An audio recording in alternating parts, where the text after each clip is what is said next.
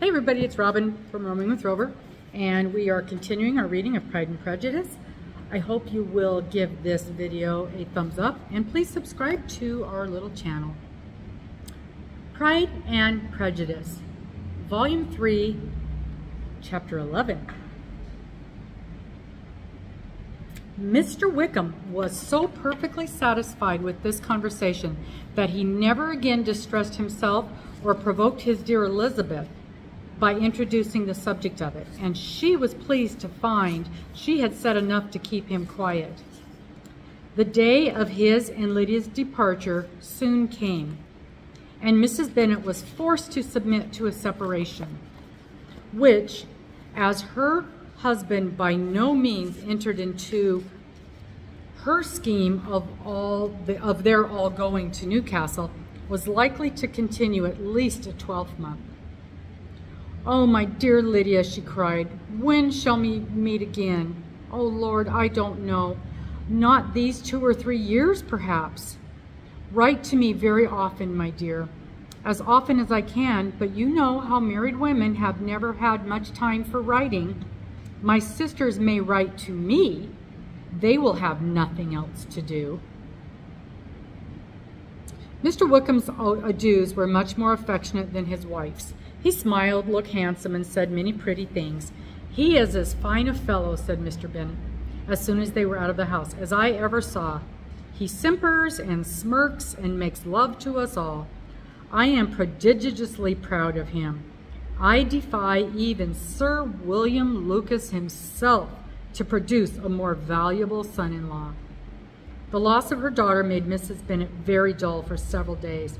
"I often think," said she, "that there is nothing so bad as parting with one's friends. One seems so forlorn without them." "This is the consequence, you see, madame, of marrying a daughter," said Elizabeth. "It must make you better satisfied that your other 4 are single." "It does no such thing. Lydia does not leave me because she is married, but only because her husband's regiment happens to be so far off. If that had been nearer, she would not have gone so soon." But the spiritless condition which this event threw into her was shortly relieved, and her mind opened again to the agitation of hope by the article of news which then began to be in circulation. The housekeeper at Netherfield had received orders to prepare for the arrival of her master, who was coming down in a day or two to shoot there for several weeks. Mrs. Bennet was quite in the fidgets. She looked at Jane and smiled and shook her head by turns. "Well, well, and so Mr. Bingley is coming down, sister," for Mrs. Phillips first brought the news. "Well, so much the better. Not that I care about it, though. He's nothing to us, you know, and I am sure I never want to see him again. But, however, he is very welcome to come to Netherfield, if he likes. And who knows what may happen, but that is nothing to us, you know. Sister, we agreed long ago never to mention a word about it. And so, it is quite certain he is coming?" "You may depend on it," replied the other, "for Mrs. Nichols was in Meryton last night. I saw her passing by, and went out myself on purpose to know the truth of it. And she told me that it was certain true. He comes down on Thursday at the latest, very likely on Wednesday.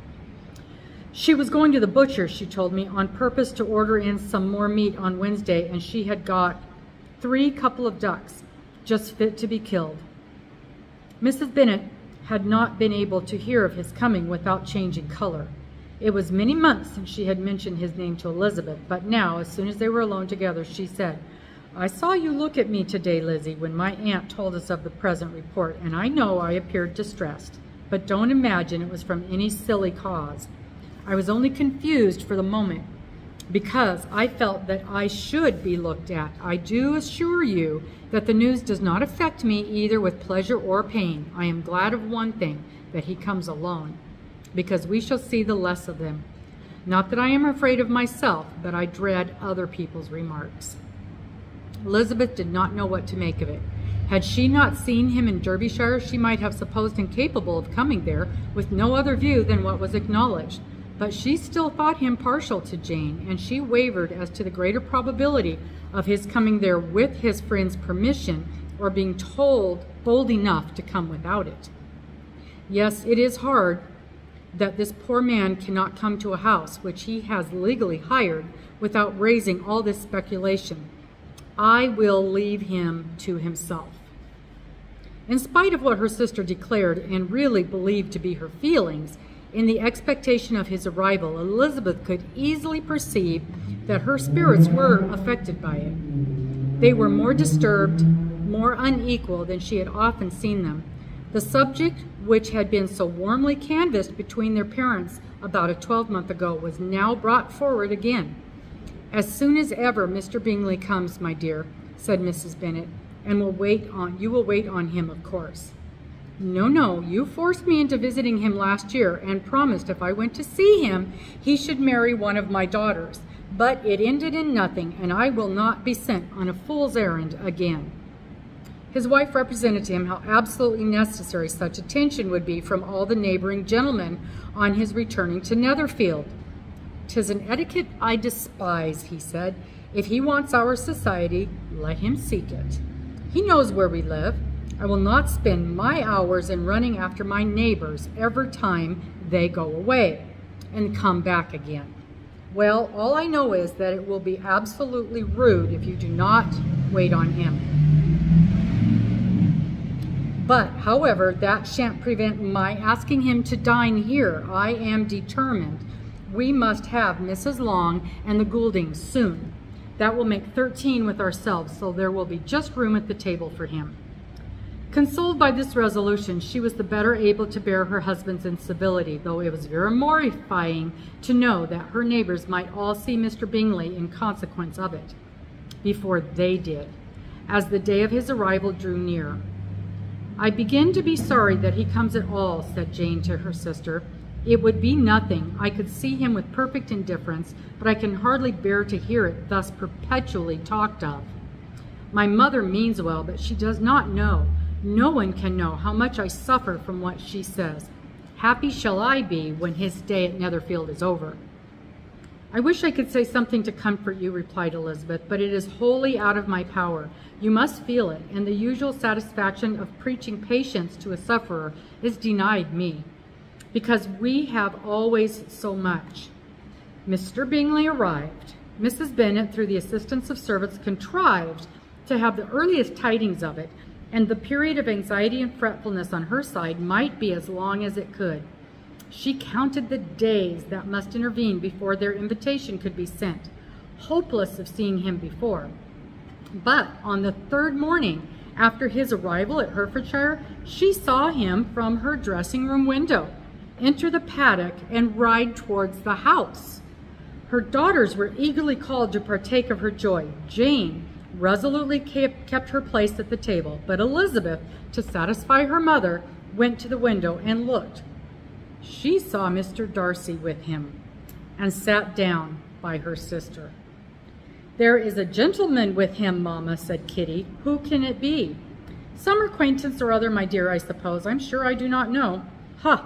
It looks just like the man that used to be with him before. Mr. what's his name? That tall, proud man. Good gracious, Mr. Darcy! And so it does. Well, any friend of Mr. Bingley's will always be welcome here, to be sure, but else I must say I hate the very sight of him." Jane looked at Elizabeth with surprise and concern. She knew but little of their meeting in Derbyshire, and therefore felt for the awkwardness which must attend her sister in seeing him almost for the first time after receiving his explanatory letter. Both sisters were uncomfortable enough. Each felt for the other, and of course for themselves, as their mother talked on, of her dislike of Mr. Darcy and her resolution to be civil to him only as Mr. Bingley's friend, not being heard by either of them. But Elizabeth had sources of uneasiness which could not be suspected by Jane, to whom she had never yet had courage to show Mrs. Gardiner's letter or to relate her own change of sentiment towards him. To Jane, he could only be a man whose proposal she had refused and whose merit she had undervalued. But to her own more extensive information, he was the person to whom the whole family were indebted for the first of benefits, and whom she regarded herself with an interest if not quite so tender, at least as reasonable and just as what Jane felt for Bingley. Her astonishment at his coming to Netherfield, to Longbourn, and voluntarily seeking her again was almost equal to what she had known on her first witnessing his altered behavior at Derbyshire. The color which had been driven from her face returned for half a minute with an additional glow, and a smile of delight added luster to her eyes as she thought for that space of time that his affection and wishes must still be unshaken, but she would not be secure. "Let me first see how he behaves," said she, "will then be early enough for expectation." She sat intently at work, striving to be composed and without daring to lift up her eyes, till anxious curiosity carried them to the face of her sister as the servant was approaching the door. Jane looked a little paler than usual, but more sedate than Elizabeth had expected. On the gentleman's appearing, her color increased, yet she received them with tolerable ease and with a propriety of behavior equally free from any symptom of resentment or any unnecessary complaisance. Elizabeth said as little to either as civility would allow, and sat down again to her work, with an eagerness which it did not often command. She had ventured only one glance at Darcy. He looked serious as usual, and she thought more as he had been used to look at Hertfordshire than as she had seen him in Pemberley. But perhaps he could not, in her mother's presence, be what was before her uncle and aunt. It was a painful, though not an improbable, conjecture. Bingley she had likewise seen for an instant, and in that short period saw him looking both pleased and embarrassed. He was received by Mrs. Bennet with a degree of civility which made her two daughters ashamed, especially when contrasted with the cold and ceremonious, pointless politeness of her curtsy and address to his friend. Elizabeth particularly, who knew that her mother owed to the latter the perseverance of her favorite daughter from irremediable infamy, was hurt and distressed to the most painful degree by a distinction so ill applied. Darcy, after inquiring of how Mr. and Mrs. Gardiner did, a question which she could not answer without confusion, said scarcely anything. He was not seated by her. Perhaps that was the reason of his silence, but it had not been so in Derbyshire. There he had talked to her friends when he could not to herself, but now several minutes elapsed without bringing the sound of his voice, and when, occasionally unable to resist the impulse of curiosity, she raised her eyes to his face, she as often found him looking at Jane as at herself, and frequently on no object but the ground. More thoughtfulness and less anxiety to please than when they last met were plainly expressed. She was disappointed and angry with herself for being so. "Could I expect it to be otherwise?" said she. "Yet why did he come?" She was in no humor for conversation with anyone but him, and to him she had hardly the courage to speak. She inquired after his sister, but could do no more. "It is a long time, Mr. Bingley, since you went away," said Mrs. Bennet. He readily agreed to it. "I began to be afraid you would never come back here again," she said. "People did say you meant to quit the place entirely at Michaelmas, but however I hoped it is not true. A great many changes have happened here in the neighborhood since you went away.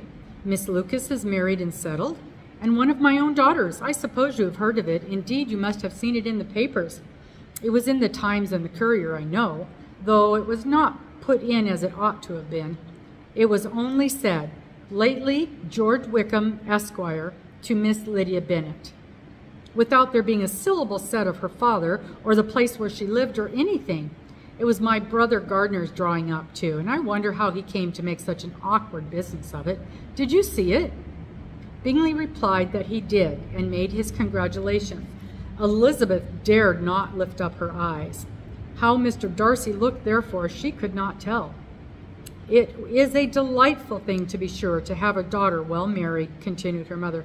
"But at the same time, Mr. Bingley, it is very hard to have her taken away from me. They are gone down to Newcastle, a place quite northward, it seems, and there they are to stay. I do not know how long. His regiment is there, for I suppose you have heard of his leaving here and of gone into the regulars. Thank heaven he has some friends, though perhaps not as many as he deserves. Elizabeth, who knew this to be levied at Mr. Darcy, was in such misery of shame that she could hardly keep her seat. It drew from her, however, the exertion of speaking, which nothing else had so effectually done before, and she asked Bingley whether he meant to make any stay in the country at present. A few weeks, he believed. "When you have killed all your own birds, Mr. Bingley," said her mother, "I beg you will come here and shoot as many as you please on Mr. Bennet's manor. I am sure he will be vastly happy to oblige you, and will save all the best of the cubbies for you." Elizabeth's misery increased at such unnecessary, such officious attention. Were the same fair prospect to arise at present as had flattered them a year ago, everything, she was persuaded, would be hastening to the same vexatious conclusion. At that instant she felt that years of happiness could not make Jane or herself amends for moments of such painful confusion. "The first wish of my heart," she said to herself, "is never more to be in company with either of them. Their society can afford no pleasure that will atone for such wretchedness as this. Let me never see either one or the other again." Yet the misery for which years of happiness were to offer no compensation received soon afterwards material relief, from observing how much the beauty of her sister rekindled the admiration of a former lover. When first he came in, he had spoken to her but little, but every 5 minutes seemed to be giving her more of his attention. He found her as handsome as she had been last year, as good-natured and as unaffected, though not quite so chatty. Jane was anxious that no difference should be perceived in her at all, and was really persuaded that she talked as much as ever, but her mind was so busily engaged that she did not always know when she was silent. When the gentlemen rose to go away, Mrs. Bennet was mindful of her intended civility, and they were invited and engaged to dine at Longbourn in a few days' time. "You are quite a visit in my debt, Mr. Bingley," she added, "for when you went to town last winter, you promised to take a family dinner with us, and as soon as you returned. I have not forgotten, you see, and I assure you I was very much disappointed that you did not come back and keep your engagement." Bingley looked a little silly at this reflection and said something of his concern at having been prevented by business. They then went away. Mrs. Bennet had been strongly inclined to ask them to stay and dine that day, but though she was always kept a very good table, she did not think anything less than 2 courses could be good enough for a man on whom she had such anxious designs, or satisfy the appetite and pride of one who had 10,000 a year.